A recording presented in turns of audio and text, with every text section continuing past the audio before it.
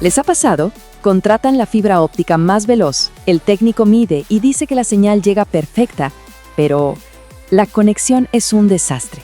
Es inestable, tiene lag o peor, se corta cuando más se necesita. Bueno, hoy vamos a destapar una de las causas más frecuentes y a la vez más ignoradas de este problema. Y la respuesta, créanme, no está en el poste de la calle, sino escondida en las paredes de casa.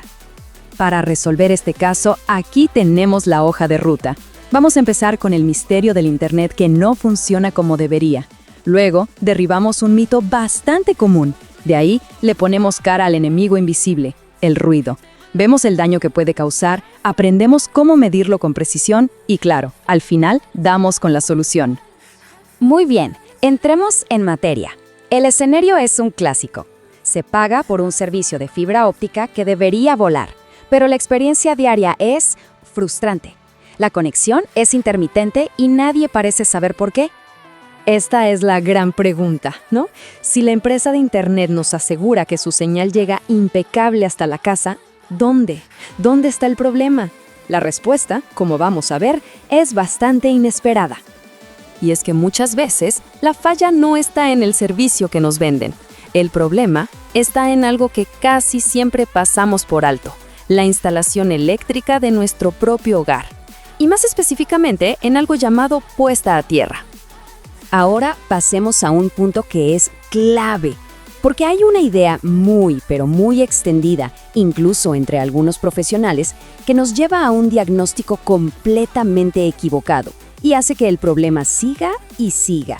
El mito dice más o menos así: oye, si el cargador de mi router solo tiene 2 patitas, o sea, no tiene la tercera clavija redonda, entonces da lo mismo si mi enchufe en la pared tiene conexión a tierra o no.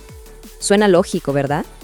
Pues no, es un error garrafal, y pensar de esa manera es, de hecho, la razón principal por la que muchísimos problemas de Internet inestable jamás llegan a solucionarse. Veamos por qué. Es simple, el router o la ONT no están solos en el universo. Se conectan con un cable de red a la tele, a la computadora, a la consola, y resulta que muchos de estos otros aparatos sí que tienen su conexión a tierra. Esta diferencia de conexiones genera un desequilibrio eléctrico, una especie de caos silencioso que contamina toda la red de la casa. Y ese caos nos presenta el verdadero culpable de la historia, un enemigo que no podemos ver, llamado ruido eléctrico. Es básicamente un voltaje parásito que está saboteando nuestra conexión desde adentro. El nombre técnico para esto es voltaje de modo común. Pensemos en él como un voltaje fantasma, o si quieren, como electricidad sucia que se queda atrapada dentro de los equipos porque simplemente no tiene por dónde escapar. Esa ruta de escape segura debería ser la puesta a tierra. Este proceso lo explica perfecto. El ruido eléctrico de la calle entra al equipo. Adentro, unos componentes llamados condensadores intentan limpiarlo, pero sorpresa, sin una conexión a tierra, no tienen a dónde mandar esa basura eléctrica. Entonces, el ruido se acumula, el equipo queda como flotando en un voltaje inestable y al final, todo ese ruido se filtra a los cables de red, contaminando los datos. Y el resultado es increíble. El equipo, que debería estar protegido, se transforma en una antena que empieza a captar más interferencias del ambiente. Y esto es lo que causa esos reinicios que nadie entiende, o que el router se quede pegado y haya que desenchufarlo y enchufarlo de nuevo para que funcione. Ahora, vamos a ver que este enemigo silencioso no solo hace que el Internet vaya lento. El daño que provoca puede ser muy, muy real y en algunos casos hasta permanente. Hablemos de las consecuencias directas. 1. La latencia, el famoso lag. El ruido corrompe los datos y el procesador del router tiene que trabajar el doble para corregir y reenviar los paquetes. De ahí la lentitud. 2. Y esto es más grave. Los puertos de red se queman. La energía estática que se acumula busca una salida y a veces la encuentra a través de otro equipo, como la tele, friendo los chips en el camino. Y 3. La vida útil de los equipos se acorta por esta constante fatiga electrónica. Esta tabla es un resumen perfecto de los dos mundos. Con una buena puesta a tierra, tenemos 0 voltios de referencia, todo estable, datos limpios, equipos protegidos. Sin tierra, tenemos un voltaje flotante que puede llegar a más de 90 voltios. Errores constantes y componentes que se van dañando.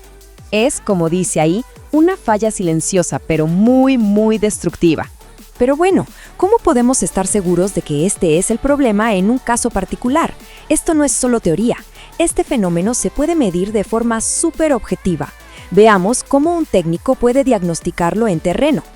Con una herramienta básica como un multímetro, se hacen dos mediciones clave.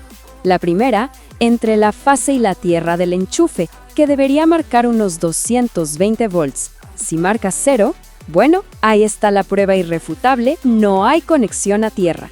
La segunda medición, más sutil, es entre el neutro y la tierra. Esto nos dice qué tan sucia o ruidosa está la línea. Y este es el número mágico, menos de 2 voltios. Según la normativa técnica en Chile, por ejemplo el pliego RICS número 2, el valor ideal entre neutro y tierra tiene que ser inferior a 2 voltios. Si esa medición sube por encima de 5 voltios, ya estamos hablando de un nivel de ruido grave, que sin lugar a dudas está afectando la conexión a Internet. Perfecto.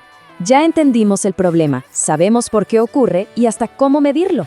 Ahora vamos a lo más importante. ¿Cómo lo solucionamos de la forma correcta y profesional? Aquí la palabra clave es colaboración. El técnico de telecomunicaciones es el detective. Su rol es diagnosticar este problema eléctrico y asesorar al cliente. Pero, y esto es muy importante, la solución, la reparación de la instalación, la debe hacer siempre un electricista certificado, por seguridad y para que todo quede según la norma. Y esta es la forma ideal de comunicarlo. Es un mensaje directo, súper profesional, que no asusta a nadie. Explica la causa del problema, que es la falta de tierra, las consecuencias que se están viviendo, como la lentitud o los reinicios, y la recomendación, que es llamar a un especialista. Así, se le da al cliente la información que necesita para tomar acción. Y cerramos con la idea más potente de todas, la que lo resume todo. La próxima vez que alguien se pregunte para qué sirve esa tercera patita del enchufe, la respuesta es esta. La puesta a tierra no está ahí para proteger el transformador, está ahí para proteger algo mucho más importante, la integridad de nuestros datos y la vida útil de todos nuestros equipos conectados. Es fascinante pensar cómo algo tan básico tiene un impacto tan gigantesco, ¿no?